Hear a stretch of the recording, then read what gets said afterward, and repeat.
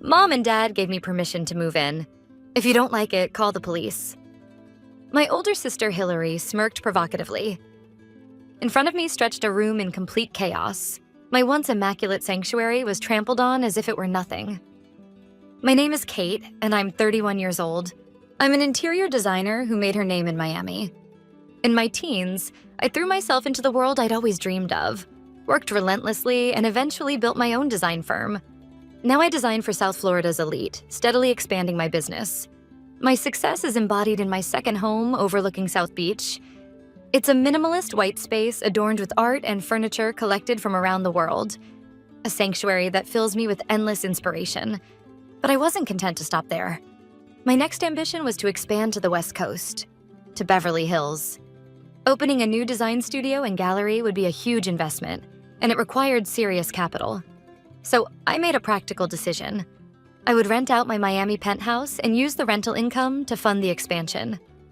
Once the plan was set, I acted quickly. First, I asked Steve, the property manager I trusted most, to find the perfect tenant. Then I instructed my attorney to draw up a flawless lease agreement that would anticipate every possible risk and fully protect my rights as the landlord. My motto has always been, in business, everything comes down to paperwork and contracts. To ensure the property was in top condition, I renovated the interiors and installed a state-of-the-art security system. A few weeks later, the penthouse gleamed like a luxury hotel suite. I was confident it was ready. All that remained was to find the right tenant. At that point, there wasn't a single doubt in my mind. I had no idea that someone who would trample all over my sanctuary was much closer than I thought. My parents lived peacefully in the Florida suburbs, a typical middle-class couple who didn't quite grasp the scale of my business. One weekend, I visited them to tell them about my plan to rent out the Miami penthouse to fund my West Coast expansion. Mom, Dad, I've decided to open a new studio on the West Coast, I began. So I'm going to rent out my Miami place for a while. My father squinted proudly. That's amazing, Kate. I'm proud of you. But my mother frowned slightly. Rent it out? To strangers? That beautiful house? Isn't that dangerous? Don't worry, Mom. I'm using a management company I trust, and my lawyer's involved too. Everything will be by the book. That's when it happened. As if she'd been waiting for her cue, my sister Hillary walked in with her 3 kids. She must have been listening outside the door. Kate's renting out her place? She said in a mock-surprised tone. The kids instantly turned the living room into chaos, jumping on the sofa, demanding snacks. Yes, it's for business. When I said curtly, Hillary's face lit up as if she'd been waiting for this moment. Oh, perfect then. You can rent it to us. Her words were so casual, so unguarded, that for a moment I couldn't even process what she'd said. To you? Right. Our apartment's way too small now that the kids are growing up. And your penthouse is in such a great school district, isn't it? It would be perfect for the kids' education. Her eyes sparkled with excitement. In her mind, the story was already written. She and her family would live in her little sister's luxury penthouse for free, while her kids enjoyed top-tier schools. I calmly, but firmly, brought her back to reality. Hillary, this is business. The rent is part of my investment plan. Hillary's eyes widened dramatically, as if she couldn't believe what she was hearing. Rent? You're seriously going to charge us rent? Her voice rang through the room, and even the kids stopped moving for a moment. My mother immediately took Hillary's side. Kate, how can you say that? Hillary's your only sister. And look at her, she's got all these children. You could at least help her out for a little while. Help her out? What do you mean? Mom, this is my property, my business. It's not a charity. My voice came out colder than I expected, even to myself. My father furrowed his brow, trying to mediate. Now, let's all calm down. But once Hillary's temper was lit, there was no stopping her. She put her hands on her hips and glared at me like some self-righteous heroine standing up for justice. Kate, you just don't understand. You have no idea how hard it is for a normal family to raise 3 kids. All you ever think about is making money. You've never had to worry about grocery bills or tuition the way we do, have you? Her words were so unfair they almost made me laugh. She had no idea how hard I'd worked, how much risk I'd taken to build the life I could finally have. And she never wanted to know.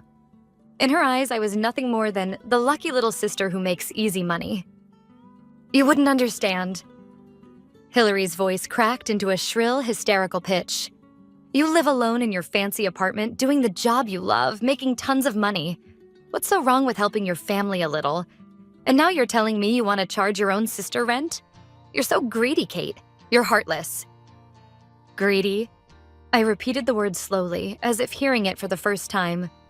I could feel the blood rushing to my head, a heat that blurred my vision. I wasn't angry anymore, just stunned by how absurd it all was. My mother spoke next, driving the knife in deeper. She's right, Kate. You're in a position to help your family. That's what family means, doesn't it? God wants those who have to share with those who don't. God? I almost laughed out loud. What they were doing wasn't generosity, it was self-righteous dependency dressed up as virtue. I stood up quietly. That's enough. This conversation is over. My decision stands. I turned to leave the living room, but Hillary's piercing scream hit me in the back. Don't you walk away from me, you ungrateful brat! That family meeting hadn't been a discussion. It was just an exhausting, pointless assault on my patience. A few days later, Steve from the property management company called. Kate, great news. We've had several inquiries, but there's one couple in particular I think would be perfect.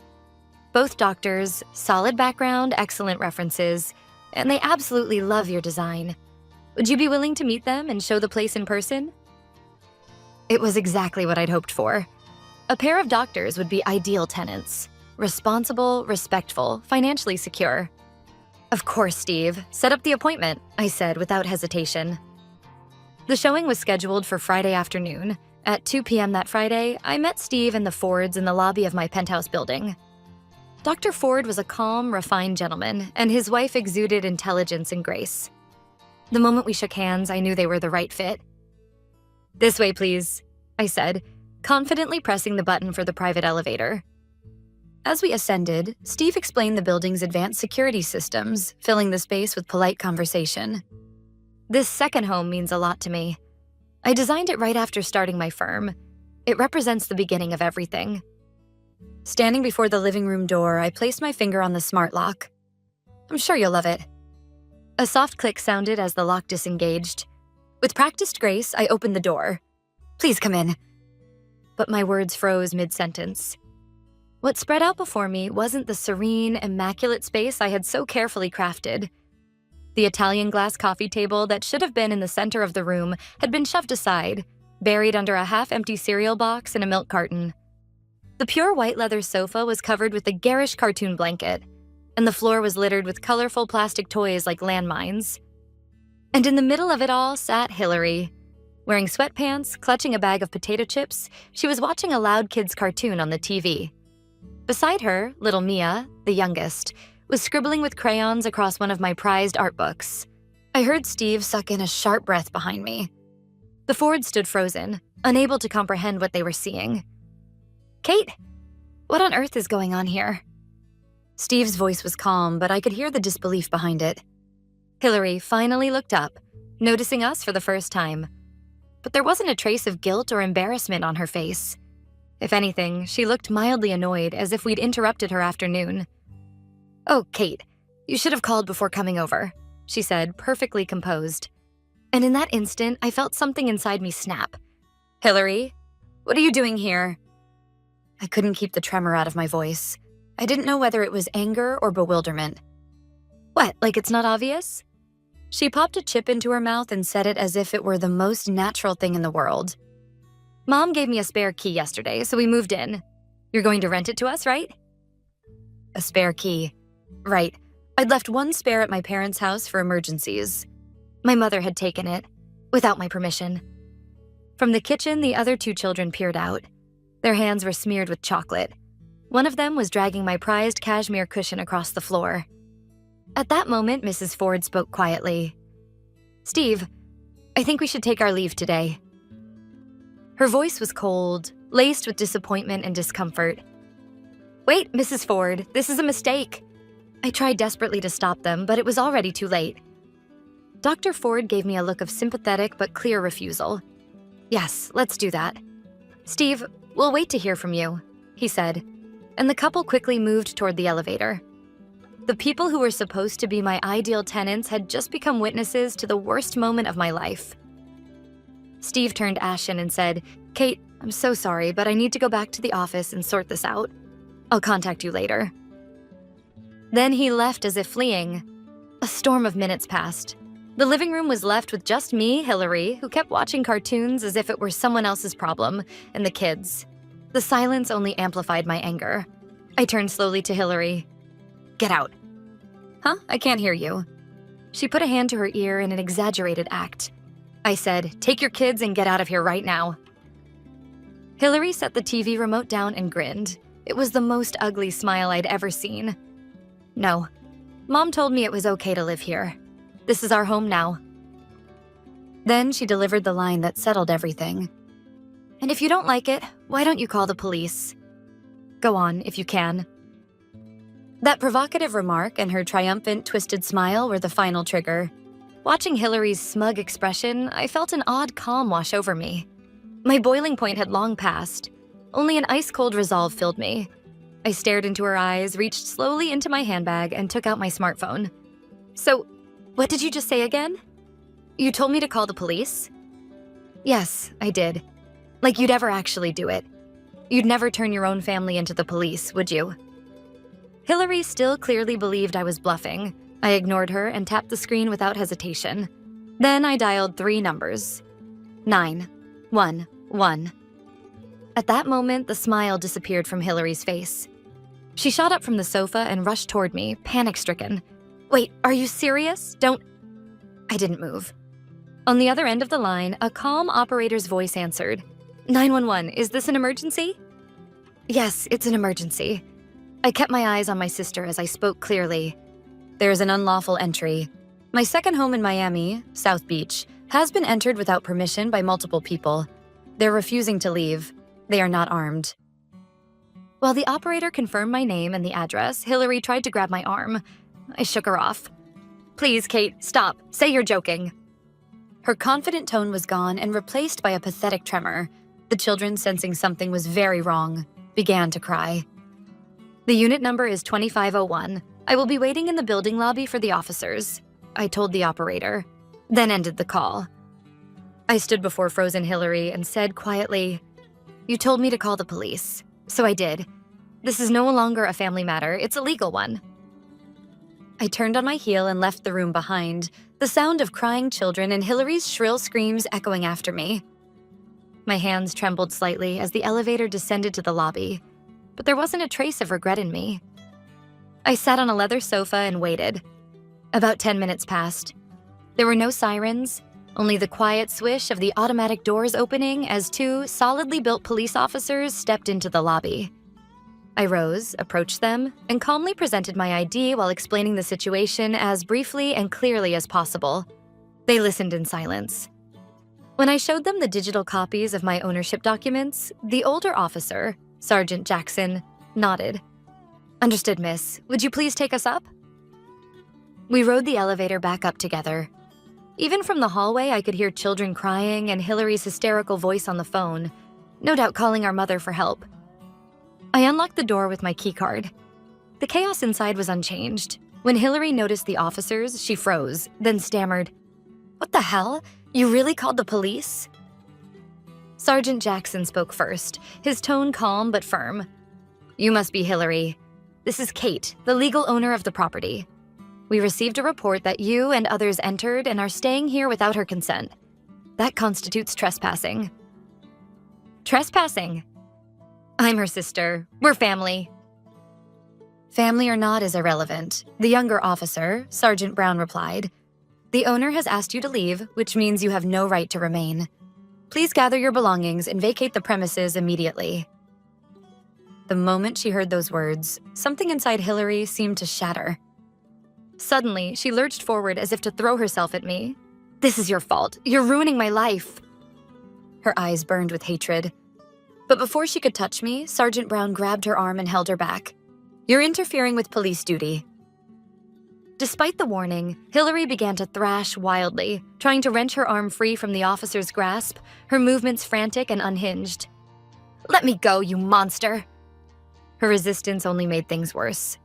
Sergeant Jackson moved in to assist, and within seconds, they had her restrained and in handcuffs. Trespassing and obstruction of justice. You're under arrest. Hillary stared in disbelief, as if her mind refused to process what had just happened. She screamed, cried, cursed, begged, all in a jumble of words that made no sense. Her 3 children stood frozen, horrified by the sight of their mother in handcuffs, while one of them wailed uncontrollably. The living room was pure chaos, like a scene from hell. I simply watched in silence. I felt no sympathy, no pity, only a cold certainty that this was inevitable. She had sown this herself. As the officers were about to lead Hillary out, my phone rang sharply. The display read, "Mom." I didn't need to answer to know what the call was about. I pressed accept and switched to speaker mode. "Kate, what have you done? Hillary said that the police..." "Oh my God." My mother's panicked voice filled the room. I looked straight at Hillary, dazed and handcuffed, and answered quietly but firmly. "I just did what Hillary told me to do." She said, "If you don't like it, call the police." So I did. This wouldn't have happened if you hadn't given her the spare key without my permission. "What? Are you blaming me now? You just abandon your sister when she's in trouble?" "She's 38, Mom. A grown woman, a mother of 3. She's responsible for her own actions. And you may have meant well, but look at what that kindness led to. You turned your daughter into a criminal." I could hear my mother gasp on the other end of the line. Hillary stared at me, her face drained of color, eyes wide with despair as the officers flanked her.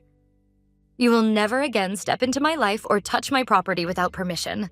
From now on, you and Dad will take full responsibility for Hillary and her children. Our little family game is over." I ended the call. Turning to Sergeant Jackson, I said calmly, "My parents will come to pick up the children right away. Here's their number." I handed him the contact information. The officers nodded and escorted Hillary out of the apartment. When they were gone, only the children's confused, frightened cries echoed through the room. I knelt down and spoke to them as gently as I could. "It's okay now. You don't have to be scared. Grandma's coming to get you soon." Mia was still sobbing at my feet. All I could do was gently stroke her trembling back in silence. They weren't to blame. Their only crime was being born to a foolish mother. About 30 minutes later, my parents arrived, pale and breathless. My mother rushed to the children, gathering them in her arms as they cried. My father stood frozen, his gaze shifting between the wrecked living room and my face. Anger, disappointment, and perhaps a flicker of fear clouded his expression. "Kate, what have you done?" His voice was thin, as though forced out through clenched teeth. "What have I done? I protected what belongs to me, according to the law," I replied evenly. "What's wrong with calling the police on trespassers?" "They're your family." "I've heard that word enough for a lifetime." I cut him off. "Have you ever once stopped to think about how much I've had to sacrifice for your so-called family? Hillary became the way she is because you both enabled her, spoiled her, protected her from consequences, taught her that everyone else would clean up her messes. This ends now. You'll take the children. You can also pay for her lawyer." My mother glared at me over the children's heads, her eyes full of hatred. "You're no daughter of ours." The words should have pierced my heart like a blade, but strangely there was no pain. Instead, I felt something close to relief, as if a heavy chain I'd been dragging for years had finally snapped. "You're probably right," I said quietly. Then I turned my back on them. My parents hurried out, shepherding the children toward the door. It closed behind them. Silence, real, absolute silence, settled over the room. I stood there for a long moment, staring at the chaos they'd left behind. Toys scattered across the floor, chocolate stains on the sofa, crinkled candy wrappers tossed carelessly around. It looked like the remains of a sickness finally purged. The rot that had festered inside something called family. That very day, I called a locksmith and had every lock in the house changed. I would make certain they could never set foot in this sanctuary again. Then I took out a stack of garbage bags and began to throw everything away. Every toy, every piece of clothing, every trace of them. The next morning, I called David, the property manager. He sounded mortified over the phone. "Kate, I can't apologize enough for what happened yesterday. I already reached out to the Fords personally to smooth things over, but I'm afraid..." "I know, David. Regaining their trust will be difficult. I cut him off mid-sentence. But my decision stands. You've done enough. If you think it's better for me to find a new management company, I'll understand. Absolutely not, he said, his tone firm. Kate, your composure yesterday was admirable. I won't lose a client like you over something like this. Please, let me handle it. I'll find you the perfect tenants this time, and I'll take full responsibility. His professional, steady words brought me a small sense of relief. There were still people in this world who valued reason, who respected contracts and boundaries. And that small fact soothed the raw edges of a heart scraped open by family. From there, I moved quickly. Within a week, I flew to Beverly Hills to finalize the lease on a property I'd chosen for my new studio and gallery. I had more than enough capital to move forward without relying on the rental income from Miami. It was proof that I could stand on my own, that I didn't need anyone. A few weeks later, I was in my new office in Beverly Hills, sitting with the design team and discussing the interior plans, when my phone rang. It was David again, his voice alive with excitement. Kate, we did it. I found the perfect tenants. He explained that the new renters were a couple from France, executives at a tech firm who had just relocated. They loved the house at first sight and offered to pay 1.2 times the market rate, 2 years in advance. Steady income, a flourishing business on the West Coast. And above all, freedom. Freedom from being drained, manipulated, or guilted into servitude. Everything I had fought for, everything I had ever wanted was finally mine.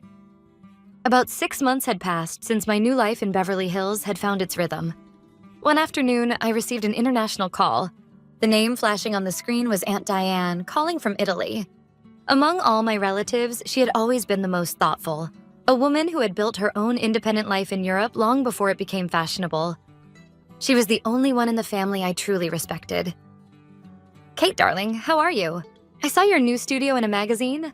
It looks absolutely stunning. It had been a long time since I'd heard her bright, lively voice.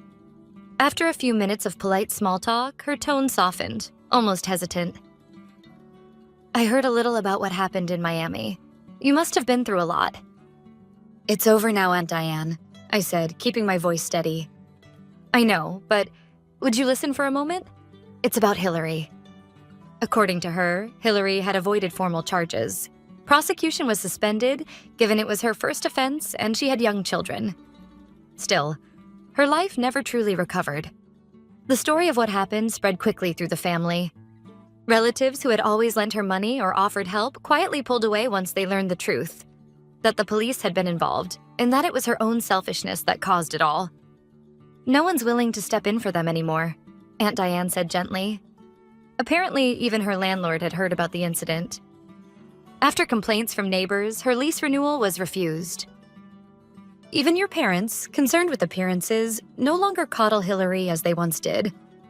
In the end, they ended up moving to a small, run-down apartment on the outskirts of Miami. I listened in silence. Strangely, I felt no anger, no satisfaction, only calm. Kate, you did the right thing. Her voice was gentle, yet filled with quiet strength. You are not obligated to sacrifice your life for the sake of a chain called family. You have every right to protect your happiness, to build a life that's truly yours. Don't ever forget that. Maybe those were the words I had been waiting all my life to hear. I no longer think of the Miami house as a sanctuary. It's just one of my properties now, a part of my business portfolio. My real sanctuary lies within me, a place no one can invade or claim. Blood alone does not make a family. True family is made of those who respect your life and stand beside you, not on top of you.